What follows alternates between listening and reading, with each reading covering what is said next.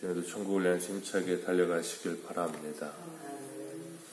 오늘은 우리가 신명기 9번째 시간으로 내 은혜가 족하다라는 제목으로 같이 말씀을 나누도록 하겠습니다. 요즘 한참 프로야구가 시즌입니다. 야구는 투수 노름이라는 말이 있는데 투수의 중요성을 강조한 말이죠. 선발 투수가 이 1회부터 9회까지 다 던지는 완봉을 하는 투수도 있었고, 요즘은 그런 투수가 많지는 않아요. 이유는 이 선수 보호 차원에서 투구수를 제한하기 때문에 이제 완봉은 잘 하는 투수가 많지는 않은데, 그러다 보니까 선발 투수가 있고 중간 개투가 있고 구원 투수가 있고, 그래서 한 보통 3명 정도 나와서 9회까지 던집니다. 그런데 이 선발 투수들이 앞에 나와서 이렇게 공을 던지다 보면 컨디션이 좋은 날은 계속 던지고 싶은 생각이 있어요. 그런데 감독이 그걸 딱 막습니다. 그러면 한 6회나 7회까지 던지다가 내려와야 돼요. 감독이 막으면 어쩔 수가 없어요. 다시 던지고 싶어서 이렇게 제스처를 해도 감독이 이렇게 사인을 보내면 그냥 교체됩니다. 그럴 때 이 투수들이 아쉬워하면서 내려오는 걸 가끔 본 적이 있어요. 오늘 본문에 모세가 그런 상태인 거예요.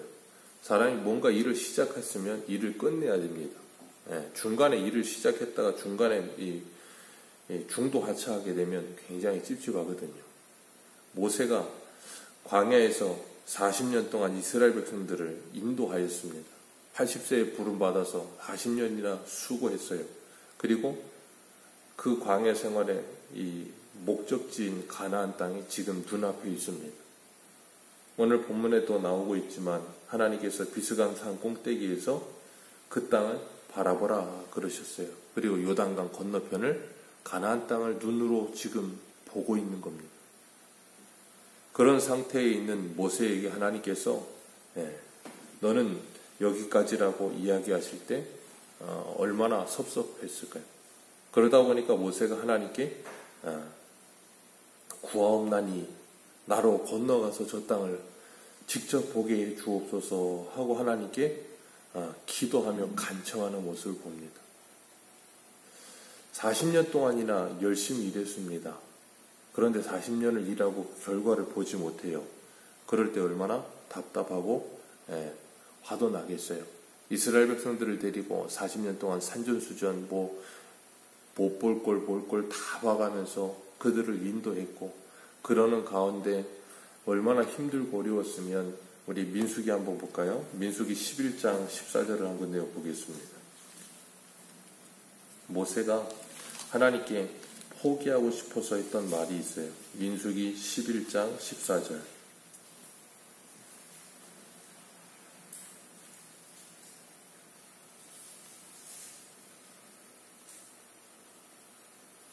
같이 한번 읽습니다. 15절까지 읽겠습니다. 시작. 책임이 심히 중하여 나 혼자는 이 모든 백성을 감당할 수 없나이다. 주께서 내게 이같이 행하실진대 구하옵나니 내게 은혜를 베푸사 즉시 나를 죽여 내가 고난당함을 보지 않게 하옵소서. 모세가 이스라엘 백성들을 광야에서 인도하는 가운데 이스라엘 백성들이 계속해서 원망하는 거예요. 틈만 나면 원망합니다. 10번이나 반역하였다는 말은 10번이 딱 10번이라는 숫자가 아니죠. 수도 없이 했다는 거예요. 틈만 나면. 물 없으면 원망하고, 먹을 거 없으면 원망하고, 길이 좀 힘들면 원망하고. 모세가 얼마나 그것 때문에 스트레스를 많이 받았으면 내가 이 백성을 배웠고 내가 이 백성을 낳았습니까? 이 백성은 내 자식입니까?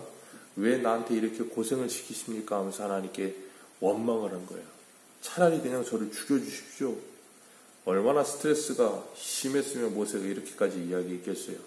근데 하나님은 그런 모세에게 같이 일할 동역자들을 붙여가시면서 그 일을 완수하도록 모세를 이끌고 가십니다. 우리가 여기서 중요한 게 뭐냐면 하나님은 모세를 통하여 이스라엘 백성들을 출애굽시키시고 광야 40년을 이끌어가게 하세요. 그러면서 이스라엘 백성들의 속에 있는 애굽성을 뽑아내시고 그들을 훈련하심과 동시에 모세라고 하는 하나님의 사람도 훈련하시는 거예요. 우리가 기억할 건 하나님이 이스라엘 백성들만 훈련한다고 생각하면 안 됩니다. 모세도 훈련하고 계셨던 거예요. 그렇게 자타의 구원이 이루어져 가게 하시면서 그들을 하나님이 훈련하시고 인도하시면서 하나님의 사람 만들어 가셨던 거예요. 그런데 하나님께서 모세에게 너는 여기까지다 그러시면서 다시는 이 이야기로, 이 일로 내게 말하지 마라. 그렇게 딱 선을 그어버리세요. 그랬던 이유가 있어요. 모세는 오늘 본문에 보면 얼마나 화가 났든지 이스라엘 백성들에게 원망 섞인 말을 합니다. 너희들 때문에 내가 들어가지 못한다 라고 이야기를 해요. 그러나 이스라엘 백성들 때문에 들어가지 못하는 건 아닙니다. 민수기 20장 5절에서 13절까지 이야기를 보면 이스라엘 백성들이 물이 없는 이야기는 무리바에서 물이 없다고 원망하고 막 화를 냅니다. 그랬더니 모세가 하나님께 기도를 해요. 하나님 어떻게 합니까? 하나님께서 반석을 명하여 물을 내라 그러셨어요. 근데 모세가 너무 화가 나는 거예요. 이스라엘 백성들이 한두 번도 아니고 거의 민수기 20장에서 무리바불 사건 때는 거의 40년 가까이 다 되었을 때거든요. 그러니까 이스라엘 백성들이 원망을 하도 하니까 화가 나가지고 하나님께서 반석을 명하여 물을 내라 그러시는데 아론하고 건너가서 그 반석을 2번이나 세게 칩니다. 내가 너희들을 위해 물을 내랴 그러면서 화를 내면서 2번이나 반석을 쳐요. 그리고 그 반석에서 터져서 물이 나서 이스라엘 백성들이 물을 먹죠. 그리고 하나님께서 그 사건 때문에 하신 말씀이 뭐냐면 하나님의 거룩함을 나타내지 아니하였다. 하나님 그렇게 말씀하세요. 그러면서 너는 가나안 땅에 들어가지 못할 것이니라 그렇게 말씀하십니다. 그와 거의 동일한 사건이 출애굽기 20장에 보면 출애굽기 17장에 보면 나오죠. 이스라엘 백성들이 물이 없어 원망하니까 하나님께서 반석을 치라 그러셨거든요. 그래서 반석을 쳐서 물을 내게 하셨어요. 근데 민수기 20장에서 하나님이 반석을 치라 하지 않으시고 명하라 그러셨어요. 근데 화가 난 모세가 2번이나 치는 거예요. 하나님의 말씀에 불순종한 거죠. 나중에 이 신약에 와서는 사도 바울이 고린도전서 10장에서 그 반석은 곧 그리스도라 그렇게 해석을 하고 있거든요. 하나님의 거룩하심을 드러내지 않은 모세, 하나님의 말씀에 혈기 때문에 불순종한 모세는 광야에 들어가지 못하죠. 그건 율법으로는 하나님의 나라, 하나님의 약속의 땅에 들어갈 수 없다는 걸 예표적으로 보여주기 위한 것이지 모세가 가나안 땅에 들어가지 못했다고 해서 천국에 들어가지 못하는 의미는 아니에요. 모세는 하나님의 말씀에 불순종하여 들어가지 못하지만 25절에 보면 40년 동안 수고한 것이 얼마나 안타깝겠어요. 그러니까 하나님께 구하고 있는 거예요. 제발 들어가게 해 주옵소서. 근데 하나님은 여기까지다. 선을 긋습니다. 하나님은 하나님의 사역자들 그리고 하나님의 사람들의 한계를 정하십니다. 모세에게는 여기까지가 모세의 한계예요. 사도 바울도 고린도후서 우리 한 군데만 읽겠습니다. 고린도후서 12장 7절입니다.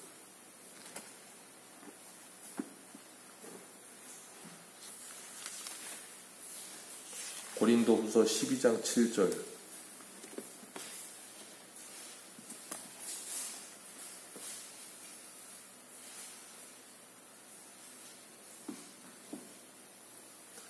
고린도후서 12장 7절에서 10절까지 우리 같이 한번 읽겠습니다. 시작. 여러 계시를 받은 것이 지극히 크므로 너무 자만하지 않게 하시려고 내 육체의 가시 곧 사탄의 사자를 주셨으니 이는 나를 쳐서 너무 자만하지 않게 하려 하심이라. 이것이 내게서 떠나가기를 위하여 내가 3번 주께 간구하였더니 나에게 이르시기를 내 은혜가 내게 족하도다. 이는 내 능력이 약한 데서 온전해짐이라 하신지라. 그러므로 도리어 크게 기뻐함은 나의 여러 가지 것들에 대하여 자랑하리니 이는 그리스도의 능력이 내게 머물게 하려 함이라. 그러므로 내가 그리스도를 위하여 약한 것들과 능욕과 궁핍과 박해와 권고를 기뻐하노니 이는 내가 약한 그때의 강함이니라. 아멘. 사도 바울도 하나님께 간절히 기도했습니다. 구하옵나니 구하옵나니 구하옵나니 3번이나 하나님께 기도를 해요. 근데 하나님께서 이제 더 이상 이 일로 내게 기도하지 말아라 하고 말씀하십니다. 그러시면서 하신 말씀이 뭐냐면 네가 받은 은혜가 너무 크다. 그래서 네가 지극히 크므로 너무 자만할까봐 내가 육체의 가시를 너에게 둔 것이다. 그러시면서 약할 때 강함 되시는 하나님을 기억해라. 내 능력이 약한 데서 온전해지느니라 라고 말씀하세요.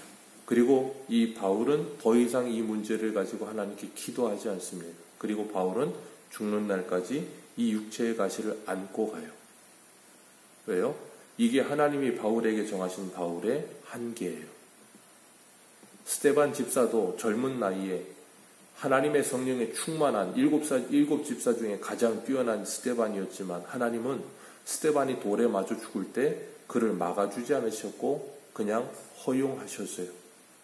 그게 스데반의 한계였어요. 예수님 오실 길을 준비하던 세례 요한도 헤롯에게 그렇게 어이없이 순교할 때 하나님은 그걸 허락하셨습니다. 약관에 30세 초반에 30세, 31세에 그렇게 죽어가는 세례 요한을 보면 얼마나 답답하고 얼마나 안타까워요. 근데 하나님은 세례 요한의 사역이 거기까지다라고 정하시는 거예요. 형제였던 야고보의 사역은 헤롯에게 순교하며 그렇게 짧게 끝났지만 그의 사역은 거기까지고 그의 동생 요한은 사도 중에 가장 오래 살아남아서 밤모섬에서 100세 가까이 되도록 요한계시록을 쓰는 것이 그의 사역이었던 거예요. 그렇기 때문에 하나님은 하나님의 사람들의 한계를 정하시면서 거기까지라고 정하시는 거예요. 그때 우리는 그것이 아쉽고 참 답답하긴 하지만 하나님께서 거기까지라고 하실 때는 멈춰서는 것이 은혜인 것이에요. 세례 요한은 이런 말을 합니다. 그는 흥하여야 하겠고 나는 쇠하여야 하리라. 모세는 40년 동안 충성하였습니다. 그러나 가나안 땅에 들어가지 않고 머무르게 하셨어요. 여기까지다. 네가 가는 것이 아니고 내가 간다라고 말씀하시는 거예요. 그리고 생각해 보세요. 모세가 가나안 땅 들어가서 가나안을 정복하는 게 쉽겠습니까? 아니, 여호수아가 이스라엘 백성들 이끌고 가나안 땅 들어가서 정복하는 게 쉽겠습니까? 당연히 모세가 가는 게 확실히 쉬워요. 모세의 말을 이스라엘 백성들이 더 잘 듣습니다. 여호수아의 말 안 듣습니다. 그런데 하나님은 모세는 거기까지다라고 하시는 거예요. 그리고 또 여호수아를 데렸다가 이스라엘 백성들을 인도하게 하시면서 여호수아를 뭐 하세요? 훈련하시는 거예요. 그게 하나님의 방법이에요. 다윗이 성전을 짓기를 간절히 원했을 때 하나님이 뭐라 그러세요? 내가 언제 너에게 성전을 지어달라고 하더냐? 너는 거기까지다 그러세요. 그리고 참 이상하게도 다윗의 아들 솔로몬을 통해서는 성전을 짓게 하신단 말이에요. 솔로몬이 성전 짓는 게 좋습니까? 다윗이 성전 짓는 게 더 은혜롭습니까? 다윗이 성전 짓는 게 더 은혜로워요. 왜요? 그가 하나님께 받은 은혜가 컸기 때문에 그 은혜가 넘쳤다고요. 그래서 다윗은 성전을 짓는 준비를 하는 것만으로도 감사 기쁨이 넘쳤어요. 솔로몬은요? 아무것도 몰라요. 그런데 하나님은 솔로몬을 통해 성전을 짓게 하세요. 그러면서 그 성전이 하나님의 은혜 가운데 지어진다는 것을 분명히 가르치신 거예요. 그렇기 때문에 우리는 우리 생각에는 바울이, 스데반이, 요한이, 다윗이 아니면 모세가 하나님의 일을 계속했으면 좋겠지만 하나님은 그들을 거기에 한계를 두시고 그만하면 족하다, 네 은혜가 족하다 그렇게 말씀하세요. 그때 우리도 모세와 같이 하나님께서 거기까지라고 하실 때 아쉽지만 아멘 하는 것이 그리고 그 자리에 멈춰 설 수 있는 은혜가 있는 것이 복인 줄 믿습니다. 우리 생각에는 인간적인 생각에는 끝까지 가는 게 더 좋아 보여요. 그러나 하나님은 거기까지라고 하세요. 나의 한계를 아는 것이 은혜예요. 그래서 믿음의 분량이 어디까지인지를 분명히 알고 하나님께 순종하면서 내 은혜가 족하다 하시는 그 하나님의 말씀에 순종하면서 내게 맡겨진 자리에서 내가 해야 할 일에 충성하는 것, 그게 참 아름다움입니다. 모세는 여기까지 갈 때 아름다운 거예요. 그걸 넘어서면 아름답지 않습니다. 오늘 우리들도 마찬가지예요. 오늘 우리에게 맡겨진 일, 하나님이 행하시겠다 하실 때 하나님께 우리의 인생의 키를 맡겨드리고 하나님이 멈추라 하시면 멈춰서고 가라고 하시면 가고 그러는 가운데 하루하루 주님과 동행하는 복이 넘치시기를 주님의 이름으로 축복합니다. 기도하겠습니다.